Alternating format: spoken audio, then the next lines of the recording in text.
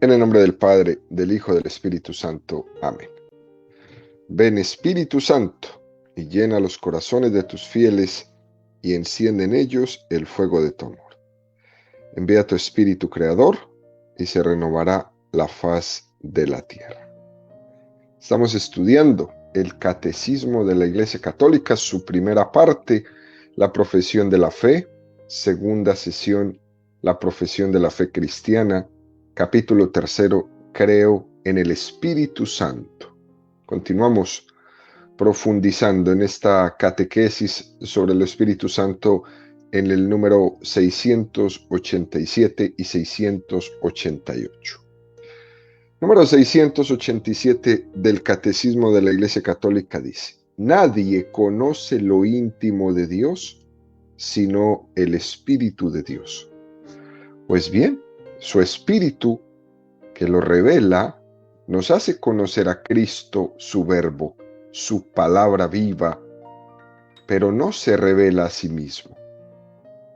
El que habló por los profetas nos hace oír la palabra del Padre, pero a Él no le oímos.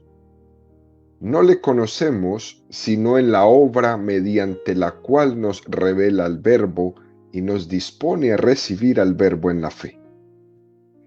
El Espíritu de verdad que nos desvela a Cristo nos habla de sí mismo. Un ocultamiento tan discreto, propiamente divino, explica por qué el mundo no puede recibirle, porque no le ve ni le conoce, mientras que los que creen en Cristo le conocen porque Él mora en ellos. Número precioso nos presenta el Catecismo en esta mañana, queridos amigos, y podemos tomar de la primera carta a los Corintios 2:11.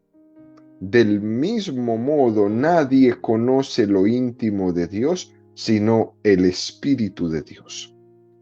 Una expresión muy interesante que nos lleva a preguntarnos ¿qué es lo íntimo de Dios? La Sagrada Escritura dice que Dios es amor. Eso es lo íntimo de Dios. Esa es su esencia. El amor entre el Padre y el Hijo es el Espíritu Santo. Por eso podemos decir que lo íntimo de Dios es el Espíritu Santo, porque lo íntimo de Dios es el amor. Y el amor entre el Padre y el Hijo es el Espíritu Santo. Esto es clave para entender al Espíritu Santo. Tan íntimo es esto que podemos decir que la intimidad de Dios es persona, que la intimidad de Dios es la persona del Espíritu Santo. Es bueno siempre que invoquemos al Espíritu Santo y nos encomendemos a Él, sabiendo que en Él estamos en lo íntimo de Dios. En este número 687 del Catecismo se nos hace esta expresión, ¿no? Su Espíritu que lo revela nos hace conocer a Cristo, su Verbo, su palabra viva, pero no se revela a sí mismo.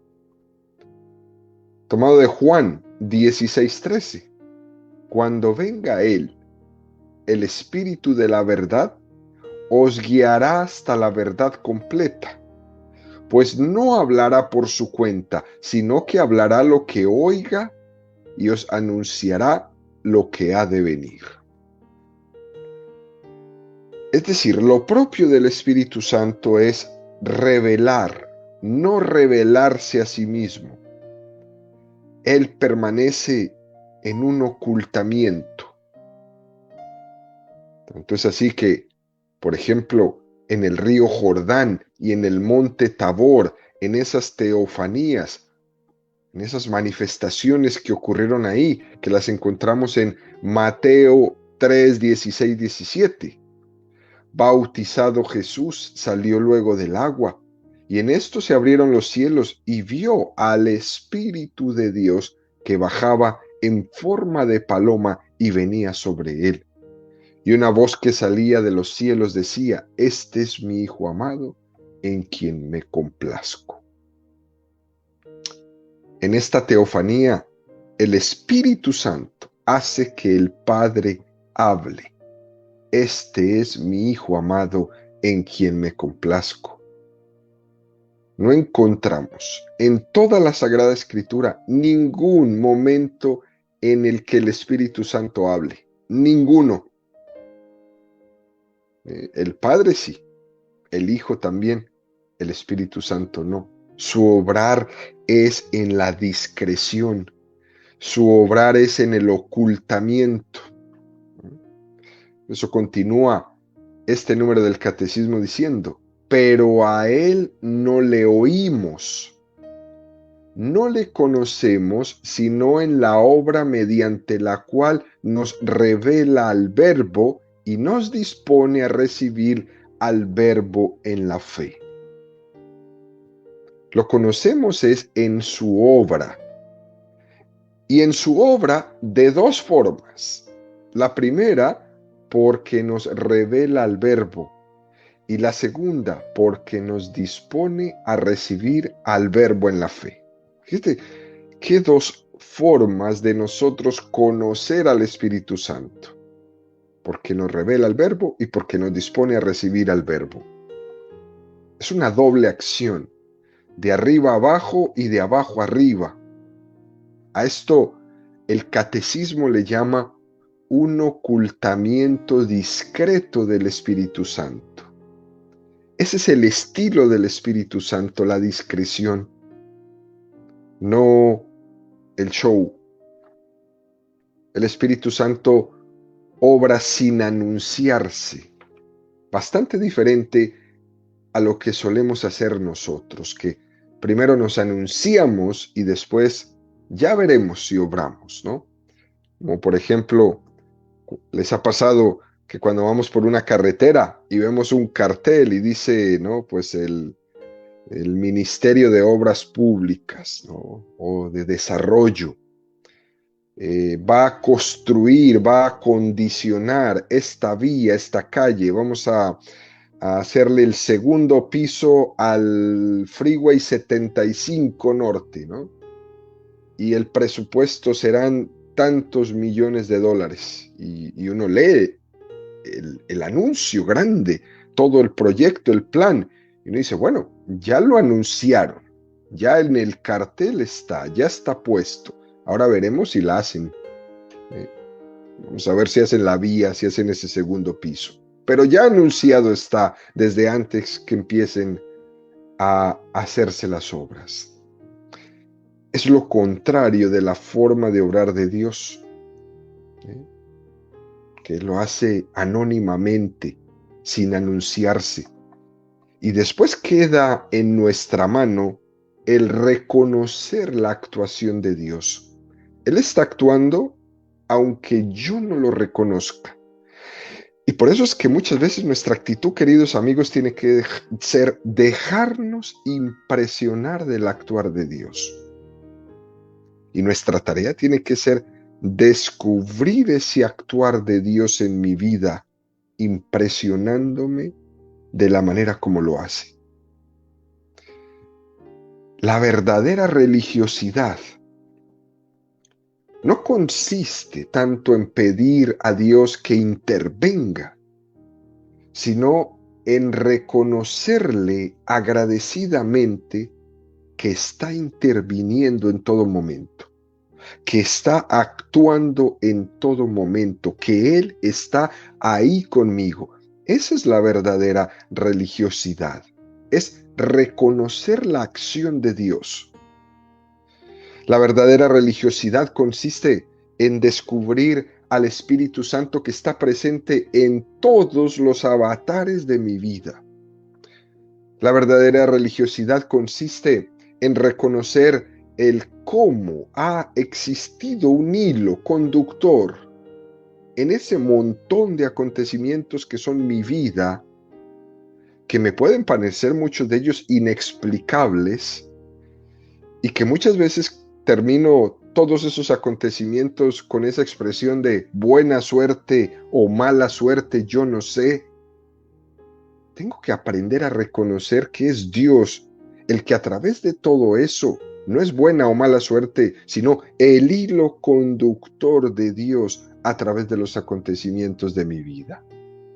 La verdadera religiosidad es reconocer que Él siempre está ahí conmigo, aunque no siempre nosotros estemos con Él.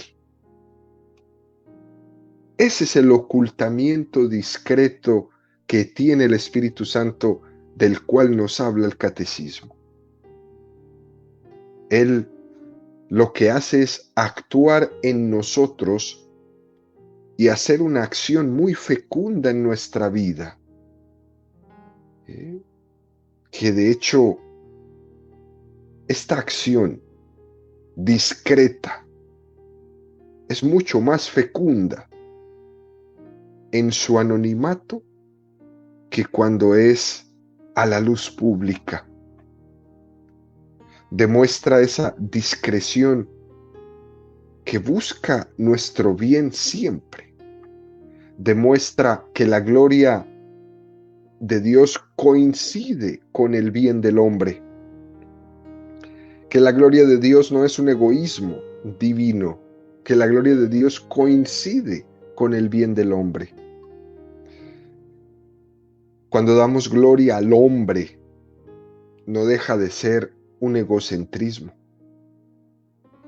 Incluso muchas veces damos tanta gloria al hombre que demeritamos la gloria de Dios. Muchas veces. Y hacemos de esos hombres dioses. Dios solo busca nuestro bien. Y Dios se goza con el bien del hombre. La gran sorpresa es que cuando nos encontremos con Dios, nos daremos cuenta que Él estaba continuamente con nosotros actuando y a veces nos quejábamos de su ausencia. Nuestra vida es esa evocación del camino de Maús, cuando Jesús caminaba con ellos, así como camina en todo momento con nosotros. El Espíritu Santo que está inspirando nuestros pensamientos, nuestras acciones, nuestras palabras, pero nosotros no le reconocemos. Y muchas veces pensamos que eso que sale de nosotros es propio. Y nos olvidamos que es Dios ahí actuando. Estos discípulos de Maús le van a reconocer solamente hasta el momento de partir el pan, pero hizo todo el camino con ellos y no le reconocieron.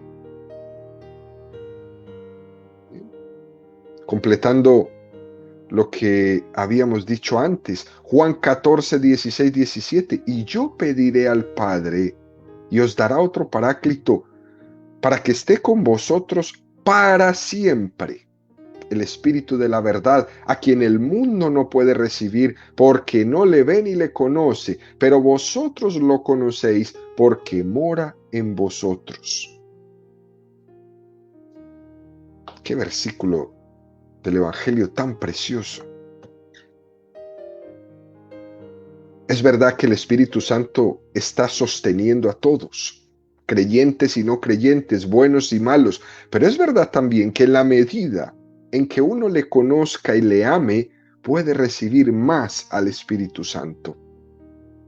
Por eso dice el Espíritu de la verdad, a quien el mundo no puede recibir porque no le ve ni le conoce. Pero al que le conoce, a vosotros que le conocéis, porque mora con vosotros, sin duda alguna lo poseen más. Y esto se entiende porque además de ser imagen del amor gratuito de Dios que nos ama y nos sostiene, aunque nosotros no lo conozcamos, también nos ofrece una amistad libre. Y esa amistad libre que nos ofrece el Espíritu Santo va a exigir siempre correspondencia. La amistad se propone, no se impone. De tal manera que en la medida en que uno corresponda a la amistad, abre libremente su corazón a esa amistad que cada vez, en la medida en que se vaya abriendo, va siendo mayor. Por eso es que es importante, queridos amigos, abrirle la puerta. El Espíritu Santo nunca se va a imponer. Jesucristo nunca se va a imponer. Dios al final solo se propone, nunca se impone. Por eso dice Juan que el mundo no le puede recibir porque no le ve ni le conoce. Esa falta de sensibilidad, falta de reconocimiento impide una intimidad mayor con el Espíritu Santo. Pero vosotros le conocéis, porque mora con vosotros. Lo que quiere decir es que nuestra devoción al Espíritu Santo comience por vivir esa inhabitación del Espíritu Santo en nosotros. Caer en cuenta de que Él mora en nosotros, que somos santuario suyo. Esa es una presencia de amistad. Y como yo soy su santuario, me dispongo para que ese santuario esté siempre en la perfección, en la mejor dignidad de santuario. ¿Cómo son los santuarios? Los santuarios son hechos, bueno, en la antigüedad hacían estos santuarios de oro, porque era para Dios. Hacían esas torres enormes en esas catedrales, para que se viera desde todas las partes de los pueblos y de las ciudades. Dios primero, alto, arriba. Hoy día la sociedad ha cambiado. Al lado de las iglesias, de las torres grandes, les han puesto edificios y ya las iglesias no se ven. El hombre se puso por encima de lo divino. Hasta en las construcciones se manifiesta esto. Pero bueno, caer en cuenta de que el Espíritu Santo mora en nosotros, que somos su santuario y que como santuario estoy ahí en esa amistad con Él. Es una presencia de amistad suya conmigo. Continúa el catecismo en el número 688 y dice: la Iglesia, comunión viviente en la fe de los apóstoles que ella transmite, es el lugar de nuestro conocimiento del Espíritu Santo. Qué cosa tan bonita, ¿no? Comunión viviente en la fe de los apóstoles que ella transmite. Es el lugar, es la Iglesia, el lugar del conocimiento del Espíritu Santo. Por eso es que el Espíritu no se divide. El Espíritu Santo no está en otro lugar más que en el seno de la Iglesia Católica. Yo sé que esto que estoy diciendo suena durísimo porque no vamos a encuadrar a Dios en donde nosotros queramos en nuestros esquemas. Él puede estar donde quiera. Pero sin lugar a dudas, el lugar que Él ha escogido para quedarse es la Iglesia. Fíjense bien, en la Iglesia tenemos el conocimiento del Espíritu Santo por 8 caminos. Primero, en la Sagrada Escritura que Él ha inspirado. Segundo, en la tradición, de la cual los padres de la Iglesia son testigos siempre actuales. Tercero, en el magisterio de la Iglesia al que Él asiste. Cuarto, en la liturgia sacramental, a través de sus palabras y sus símbolos, en donde el Espíritu Santo nos pone en comunión con Cristo. Quinto, en la acción en la cual Él intercede por nosotros en la oración. Sexto, en los carismas y ministerios mediante los que se edifica la Iglesia. Séptimo, en los signos de vida apostólica y misionera. Y octavo, en el testimonio de los santos, donde Él manifiesta su santidad y continúa la obra de la salvación. 8 lugares, queridos amigos, donde los católicos tenemos el conocimiento del Espíritu Santo, donde Él habita. Esto es un abanico de lugares donde el Espíritu Santo habita y actúa y nosotros podemos reconocerla. La iglesia es el lugar del conocimiento del Espíritu Santo, no las sectas. Es la iglesia. Aunque en las sectas desmayen gente, no es ese el lugar. Aunque digan que todos esos shows son obra del Espíritu Santo, no lo son. La iglesia es el lugar del conocimiento del Espíritu Santo y tiene 8 caminos, tiene 8 lugares, tiene 8 maneras. Es en la iglesia donde podemos ver al Espíritu Santo de una manera más visible. Vuelvo y digo, no estamos con esto diciendo que el Espíritu Santo tiene que hacer lo que nosotros le digamos y solo como nosotros se lo digamos, ¿no? Él puede tener sus acciones y sus cauces fuera de los sacramentos y fuera de la iglesia, claro que sí. De hecho, es así que Él inspira a personas que están fuera de la iglesia a las que no les ha llegado todavía la predicación del Evangelio.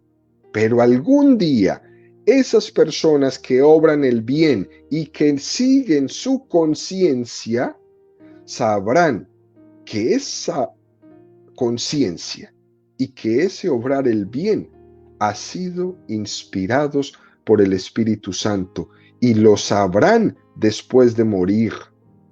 Cuando tengan su juicio particular, ellos sabrán que fue la acción del Espíritu Santo la que les hizo seguir su conciencia y que es Jesucristo su Salvador. Se darán cuenta, lastimosamente, después de morir, pero se darán cuenta. El Espíritu Santo actúa en el mundo, en todas las culturas, en todas las situaciones, anónimamente. Pero el lugar donde podemos conocer plenamente al Espíritu Santo y ver sus manifestaciones de manera completa es en la Iglesia Católica. Y en estos 8 lugares se demuestra. En las Sagradas Escrituras, que están inspiradas por el mismo Espíritu Santo. Es lo que más nos importa. Nos podemos hacer un lío con los géneros literarios de la Biblia, con todo lo que... No. Todas esas formas de expresión, etcétera, etcétera. Sí, perfecto. Pero al final, de todos los estudios y todo lo que nos enseñan de la Sagrada Escritura, hay que llegar a lo concreto. Es inspiración divina. Lo importante es que las Escrituras están inspiradas por el Espíritu Santo, que es palabra cierta, que es palabra de vida eterna y de verdad. La palabra de Dios es vivificante porque está inspirada por el Espíritu Santo. Y esta palabra inspirada por el Espíritu Santo tiene la capacidad de hablarnos a todos, en todo momento y en todos los tiempos.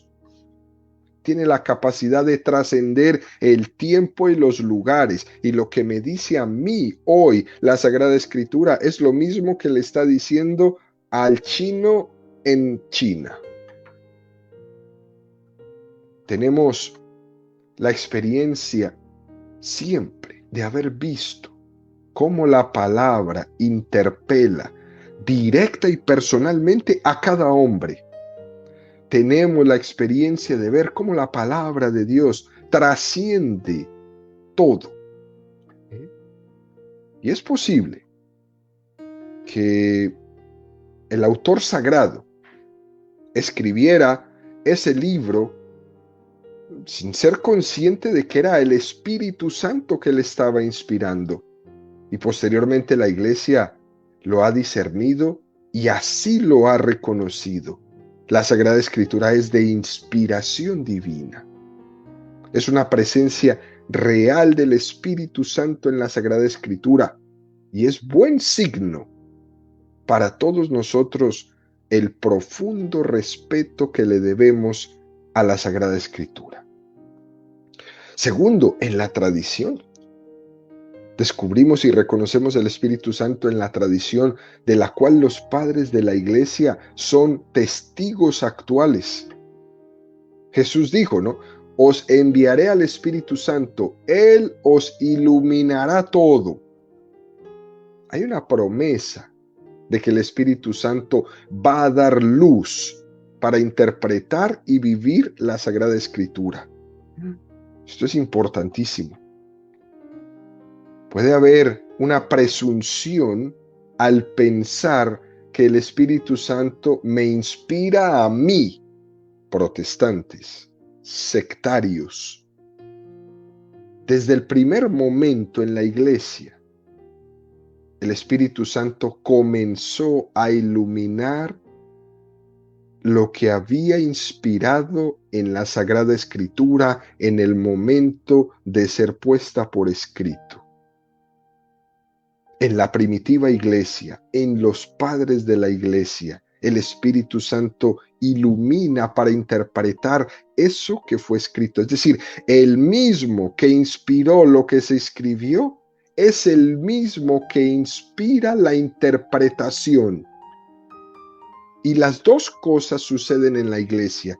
En la Iglesia se escribe la Sagrada Escritura inspirada por el Espíritu Santo y en la Iglesia se interpreta la Escritura inspirados por el Espíritu Santo. Esto es muy importante. Esto las sectas y el protestantismo no lo tienen presente. Por tanto, no podemos pensar que con nuestra inspiración personal empieza la interpretación de la Sagrada Escritura. No. No puede ser contradictorio lo que uno interprete, contradictorio con lo que el Espíritu Santo iluminó al anterior de mí. No, no puede ser. El Espíritu Santo en su iluminación y en su interpretación de los primeros no se puede contradecir. Lo que dijeron los santos padres en el primer momento es lo mismo que decimos nosotros hoy día. No puede haber contradicción. Es importante, queridos amigos, caer en cuenta que el Espíritu Santo ha actuado y de esa forma uno queda libre de esa libre interpretación de la Escritura. Porque esa libre interpretación de la Escritura es quererle decir al Espíritu Santo lo que no ha dicho, hacerle decir lo que no ha dicho. Y eso que no ha dicho suelen ser nuestros propios criterios y nuestras ideologías. Muy importante esto, queridos amigos. Tercer lugar, en el magisterio de la Iglesia al que el Espíritu Santo asiste. El Señor no nos dejó a expensas del error. Él tiene la misericordia de no permitir que el error prevalezca sobre nosotros. Y por eso es que cada día que aprendemos algo, nuestro corazón se alegra. Y uno dice, hoy he aprendido algo. Como cuando se va a la escuela y realmente uno aprende algo, uno se queda muy feliz cada vez que aprende algo. Bueno, el Espíritu Santo no nos deja en el error, no nos deja en las manos del error. Sin el Espíritu Santo y sin el magisterio de la Iglesia, la Biblia, la Sagrada Escritura, puede llegar a ser una cajita de Pandora, queridos amigos, una cajita de sorpresas. Todas las sectas recurren a la Biblia y cada una de ellas le hace decir a la Biblia lo que el intérprete, el pastor, el sectario quiere que diga, proyectando su ideología personal y disculpando su ideología en que es palabra de Dios. Eso es muy fácil hacerlo. Hacer un Dios a nuestra medida utilizando la Biblia, eso es muy fácil hacerlo. Para que los demás nos den la razón, para que un grupo de seguidores nos den la razón, nos aprecien, nos alaben. Pongo mi ideología, la centro en un texto de la Sagrada Escritura o en dos, la presento ante los demás como inspirados en la Biblia, en la Sagrada Escritura, y hago mi secta. Sin el Espíritu Santo, sin el magisterio de la Iglesia, la Biblia es una caja de sorpresas y usted se puede encontrar en las sectas lo que sea incluso inimaginable. Peligrosísimo. En cambio, con el Espíritu Santo y a través del magisterio de la Iglesia, de la tradición, la Sagrada Escritura nos muestra el verdadero rostro de Dios. Pero para hacer esto, para descubrir este verdadero rostro de Dios, tenemos que ser humildes para reconocer la inspiración del Espíritu a lo largo de 2000 años de tradición en la Iglesia, en los santos padres, viendo cómo ellos han sido inspirados para la interpretación de la Sagrada Escritura. Para eso se necesita humildad. Los sectarios, ¿qué es lo que menos tienen? Humildad. Cada uno quiere ser el intérprete a sí mismo de la Sagrada Escritura. Cuarto, el Espíritu Santo se manifiesta en la liturgia sacramental, a través de sus palabras, sus símbolos. El Espíritu Santo nos pone en comunión con Cristo.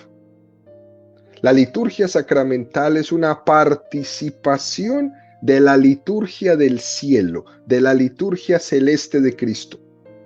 Cuando asistimos a la Santa Misa, estamos asistiendo a la liturgia divina que está teniendo lugar en ese mismo momento en el cielo, donde ese Cristo glorioso ejerce una alabanza al Padre por toda la eternidad, donde los ángeles alaban al Padre junto con los santos, junto con la Santísima Virgen María, y nosotros lo hacemos aquí en la tierra.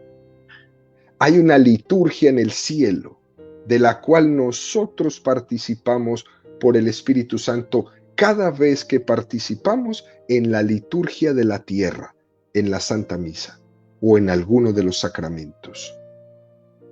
Esto es muy importante, porque de lo contrario empobrecemos la liturgia, empobrecemos nuestras celebraciones, porque quedan solamente en la tierra, pero eso no es así.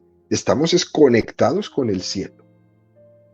La liturgia, queridos amigos, no es una iniciativa nuestra, donde nos juntamos ahí en un salón para desarrollar nuestras capacidades espirituales, ¿no? La capacidad que tiene el pastor, el párroco de predicar, el sacerdote, el señor obispo. No. La liturgia católica es rezar con Cristo al Padre. Nosotros nos unimos en asamblea en torno al altar, con un sacerdote mediador entre Dios y los hombres, para rezar con Cristo al Padre. Esa es la sagrada liturgia de la Iglesia Católica. Fíjense, queridos amigos, San Juan de la Cruz, en el momento de su muerte, dijo: me voy a rezar vísperas al cielo. Me voy a rezar vísperas al cielo.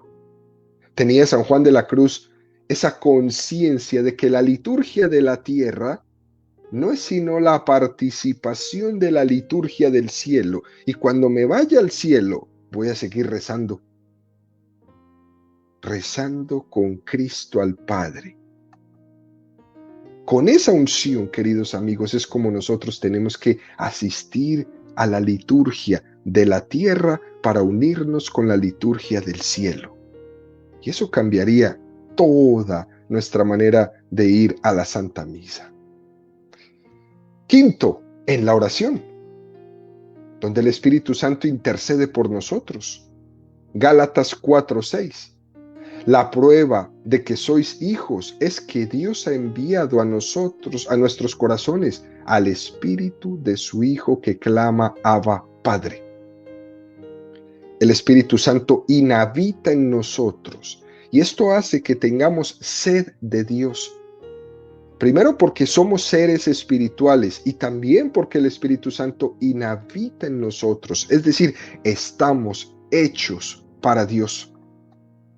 Qué importante es, queridos amigos, que en nuestra oración nos dejemos inspirar por el Espíritu Santo para que sea Él el que nos enseñe a rezar, para que en ese educarnos en la oración pueda ser una excelente intercesión por nosotros delante del Padre. Es importante que le pidamos al Espíritu Santo para que nos enseñe a pedirle a Dios lo que Él ya quiere darme, para que nuestra oración no sea expresión de nuestro capricho, sino recibimiento de lo que Dios ya quiere darme. La verdadera oración es la que nos inspira el Espíritu Santo. Por tanto, queridos amigos, hay que dejarle que nos enseñe a rezar. Sexto, en los carismas y ministerios de la Iglesia. Es verdad que en la Iglesia encontramos una pluriformidad de ministerios y de carismas, y esto es fruto de la riqueza del Espíritu Santo. Dentro de todo este grupo tan grande existe una unidad, y es muy hermoso ver cómo el Espíritu Santo nos hace distintos, pero totalmente complementarios. Y es bueno confiar en esos carismas que el Espíritu Santo va suscitando en la Iglesia. Ver cómo van naciendo grupos y organizaciones y órdenes, actuando todos de la misma forma, guiados por el Espíritu Santo, conscientes de que la Iglesia se beneficia de cada uno de ellos porque son inspirados. El Espíritu Santo sopla donde quiere y como quiere, y en ese soplo suscita carismas, tantos que ni siquiera la misma Iglesia hubiera podido sospechar para cada una de las necesidades. Séptimo, en los santos. El Espíritu Santo se manifiesta en los santos. Ellos son el rostro vivo, reflejado de Dios enfrente de nosotros. No tenemos que leer la vida de los santos como quien admira a héroes, no. Se trata de ver la vida de los santos como el reflejo de la luz de Dios. Los santos en sus vidas virtuosas y heroicas lo único que han hecho es reflejar una parte de la santidad de Dios. Y eso es lo que tenemos que traer nosotros a nuestra vida. Eso es lo que nosotros debemos hacer, eso es con lo que nosotros nos debemos de quedar y eso es lo que nosotros, al fin de cuentas, tenemos que imitar de los santos en nuestra vida. Así, queridos amigos, que todos, llamados a seguir enamorándonos cada vez más de este Espíritu Santo que el Padre y el Hijo nos han enviado y que es el amor existente entre el Padre y el Hijo.